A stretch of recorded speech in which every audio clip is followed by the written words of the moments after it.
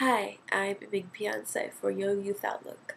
This is our fourth episode. If you've been keeping up with our postings on YouTube, we have two great stories for you today. The first is about reading in America and how no one's really reading anymore. It's a damn shame. Our second story is about a presidential hopeful who's been trying to get some attention his way by getting on the case of a couple cities which are sanctuaries for illegal immigration. So kick back, relax, enjoy our vlog. I think it's a bad sign when you can determine your age by how little you read. Apparently that's the latest giveaway that you're getting older, is that you don't read anymore. According to a Associated Press survey, 1 in 4 adults have not read a book in the past year. If that's the case, then I must be not as young as I used to be. I have lots of books. More than I should. My collection spans several years of my book nerding. I buy books, I say I'm going to read them, and I don't. It's for Harry Potter. Must read. Took me, 2-3 days to read the whole 7th book. Books I've read since then? Or finished since then? No, books that I've started since then. Maybe 1. Books I've finished since then. 0. Sad but true. It's sad to think that through the history of writing or language and communication has been this barrier of reaching this point. Like book burning, people were against writing or translating or any sort of communication because it offended another group. But now that we have it, now that it's so there all the time, we take it for granted, and we don't appreciate what we have, and then we don't realize its power and its strength, and its ability to educate us, and we just let it slide into. I mean, language is important, right? It's necessary. People need to be able to read, to know anything, to learn, and now we're just throwing it away. Like, it's a sad state that as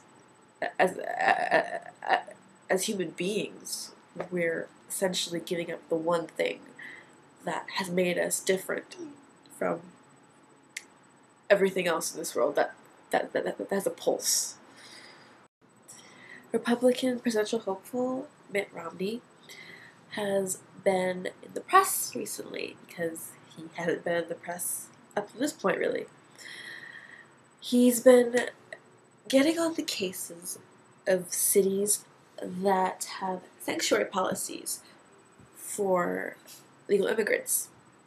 So when you come there, you don't get bothered, or you can get a job, or go to a hospital and not worry about getting reported and deported at the same time. But this guy, who I guess is targeting a specific audience, which he is keying towards New Hampshire and Iowa, that these cities need to have policies that restrict immigration, illegal immigration, and I just wanted to, did Mr. Romney see I do that I'm Mexican? I mean, if you literally counted out how many people who work in America who are probably illegal immigrants, I would imagine there being a large population that significantly gets the U.S. economy working. If the roles were reversed, would he have a problem with that, going over there for work? Say America's economy goes down the drain. Would you stay Would you go? If you knew there was better, if there was more money for you, but over there, but you didn't want to wait through the whole line process of getting approved and getting a green card and all that ridiculous stuff that goes into coming over. Would you? I mean, if you're like, you need money, you're starving, your family is starving, and you need to act, what are you gonna do? You just gonna get in line? No, you're gonna want to take active action and get somewhere where you know you're gonna be able to get paid. Can't necessarily blame them. It's survival of the fittest. But this guy is like, my personal theory is he needs something to say because no one's really paying him.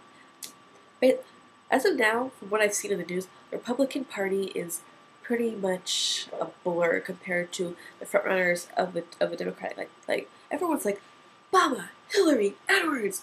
You don't hear much from the Republican Party. Sure you have Giuliani, but comparison to the Democrats, they're getting way more press than any other Republican candidates who are running.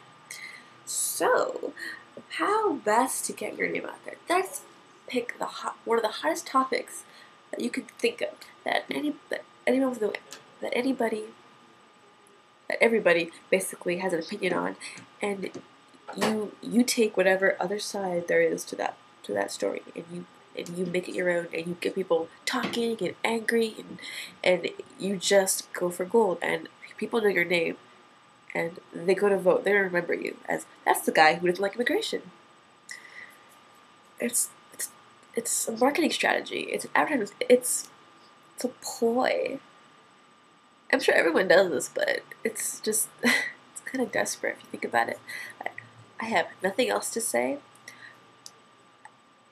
I mean, there's me and there's all these other guys, and we're all equally kind of blending into each other because there's not much going on here. But I'm gonna stake my claim out, and I'm gonna make a dramatic statement, and I'm gonna diss Newark, San Francisco. First of all, being a San Franciscan myself, I don't appreciate that kind of junk. I mean, at least there's some place people can go. I mean, if it helps them, go for it. It's people like you, Mr. Romney, that I fear more than anything, because you don't know what it's. I guess you don't know what it's like to struggle for anything in your life, and for that, I feel sorry for you. Thanks for tuning in. To watch our other videos, please go to youtube.com/yoblogger. To check out our other website, go to youthoutlook.org. To read our written blogs, please go to newamericamedia.org under blogs. Thanks for tuning in, and we'll see you next week.